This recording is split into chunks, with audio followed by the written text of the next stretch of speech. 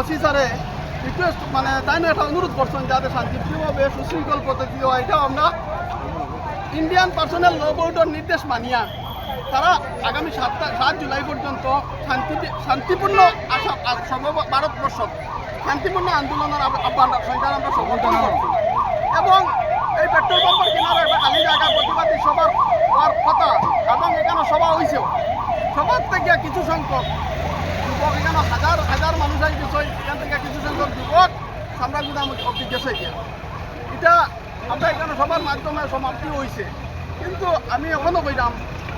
ওয়াকফ আইন 2025 যেটা এটা সম্পূর্ণ অসাংবিধানিক এটা মুসলিমদের শরীয়তর মানে এফেক্ট করছে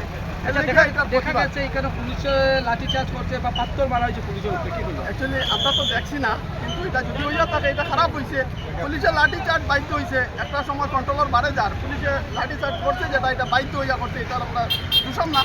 কিন্তু যদি পাথর মারিয়া থাকে এটা অন্যায় করছে এখানে আমরা কোনো অবস্থা মানিয়ে নিতে পারি না এটা সভ্য সমাজে মানিয়ে নিতে পারে না ইসলাম এবং গণতন্ত্রপ্রেমী জনসাধারণ যারা ভারতবর্ষ সংবিধান মানে প্রশাসনটা হলো সরকারি সম্পদ আমরা আজকে পুলিশ প্রশাসনকে শ্রদ্ধা জানি সংবাদদানকে শ্রদ্ধা করি যদি এলাকান পুলিশের উপরে কেউ যদি পাথর মারিয়ে থাকে এটা অন্যায় করছে এটা অন্যায়ের প্রতিবাদে আমরা গর্জে উঠবো এবং এটা আমরা মানিয়ে নিতে পারি আইনি ব্যবস্থা নিলে এদের উপরে যারা এখন যদি এলাকান যদি কেউ আই এভিডেন্স থাকে এলা করছে তার এগেন্সে কোনো অ্যাকশন নিলে আমরা এটা